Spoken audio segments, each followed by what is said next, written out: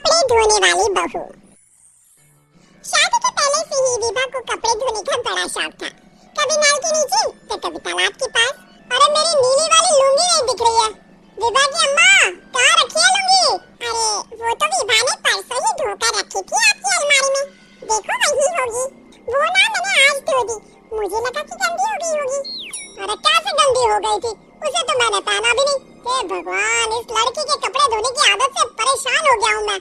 जितना तो घर में राशन नहीं आता उससे कहीं ज्यादा डिटर्जेंट पाउडर का खर्चा है। इसकी शादी करवा दो, शादी। जाए अपने घर में ही करे काम, फिर चाहे घर के कपड़े धोने हो या पूरे गांव के। हाँ ठीक बोल रही हूँ। देखता हूँ मैं कोई लड़का। वो दिन भी आ जाता है जब विभा को देखने लड़के वाले आ जाते हैं। लड़की मुझे अच्छी लगी। होने वाली सास कहती है, बेटी अगर कुछ पूछना है तो पूछ लो। वैसे तो हमारी लड़की बहुत ही शर्मीली है, जो बोल दो वो मान लेती है। इसे क्या पूछना होगा? अरे कैसी बात कर रही हो माँ? मुझे इन लोगों के घर रहना है, सवाल तो कई है। हाँ हाँ बेटा पूछ लो ना, क्या पूछना है? आप लोगों के घर कपड़े कौन धोता है? सास का मुंह बन जाता है। देखो अगर तुम ये कहना चाहती हो कि तुम्हें कपड़े धोने नहीं आते तो सुन लो, कपड़े मैं ही धोती हूँ, लेकिन तुम्हारे आ जाने के बाद मैं रुमाल तक नहीं धोऊंगी। अरे चुप रहना भाग्यवान, बहू बेचारी घर आई नहीं, उसे डराना शुरू कर दिया। वो क्या है ना बेटा, अभी तक तो ये कल्लू की माँ ही धोती थी, लेकिन अब तुम्हारे पापा तो दहेज में वॉशिंग मशीन देंगे ही।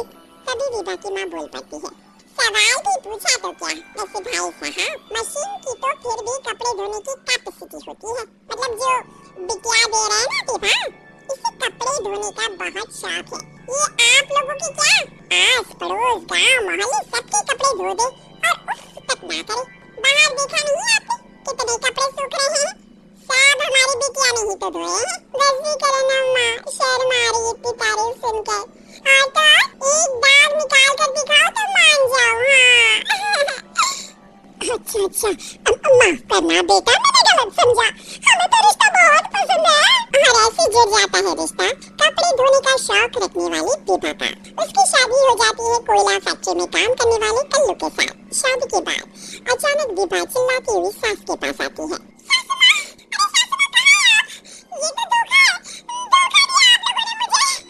इस ससुर के चक्कर के बारे में पता चल गया। अरे तो उसमें तुझे क्यों धोखा मिला है? अरे नल में पानी नहीं आता, कपड़े कैसे कब धुलेंगे? अच्छा तो पानी नहीं आ रहा उसकी बात कर रही है? तो आपने क्या सोचा? कुछ नहीं। अच्छा तेरी माँ ने कहा था कि कपड़े धोने का शौक है, तुझे याद आया मुझे। शौक बोलकर कपड़े धोने वाले मेरे जुनून को करना कि सासू माँ, कपड़ा धोना मेरा गुरूर है। तभी पति भी वहाँ आ जाता है। अभी मैंने इसे सनी देओल की फिल्म दिखाई है, उसी के डायलॉग मार रही है माँ। अच्छा सुन, साफ बता रही हूँ, पानी सुबह 4 से 6 और शाम को 10 से 12 आता है, समझी? विभा टाइमिंग सुनकर हैरान हो जाती है। ये क्या भूतों का मोहल्ला है? सुबह 4 बजे उठकर कौन कपड़े धोता है? 4 बजे टंकी में पानी जाता है, फिर सारा दिन धोना ना किसने मना किया? अरे कैसे बात कर रही? 200 लीटर की टंकी में कितने कपड़े धो लूंगी मैं? सुबह ही उठ जाऊंगी मैं। अब क्या था, विभा सुबह 4 से लेकर रात के 12 बजे तक कपड़े ही धोती रहती।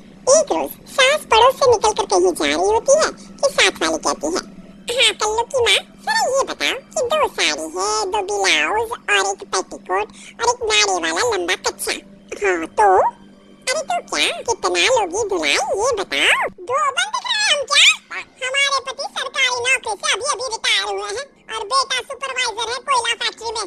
2 बंद समझ रखा है हमें।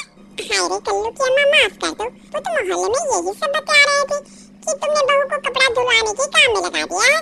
सास को पड़ोसन की बात सुनकर गुस्सा आ जाता है। वो घर पहुंचती है जहाँ घर के बाहर ही इतने सारे कपड़े सूख रहे होते हैं जितने कि किसी धोबन के घर पर। अरे ओ कल्लू की दुल्हन, बाहर निकल। माँ जी यहीं आ जाओ, बाथरूम में चादर धो रहे हैं हम। अरे अभी हम धोते हैं, तुमको बाहर निकलो। ये आस पड़ोस वाले बोल रहे हैं कि हम बहू से कपड़े धुलवा कर उसे कपड़ा धोने वाली बना दिए हैं। अरे छोड़ो ना माँ जी, किन लोगों की बातों में आती हो? आस पास के लोगों का तो काम ही होता है कि वो किसी तरह सास बहू को लड़ा दे।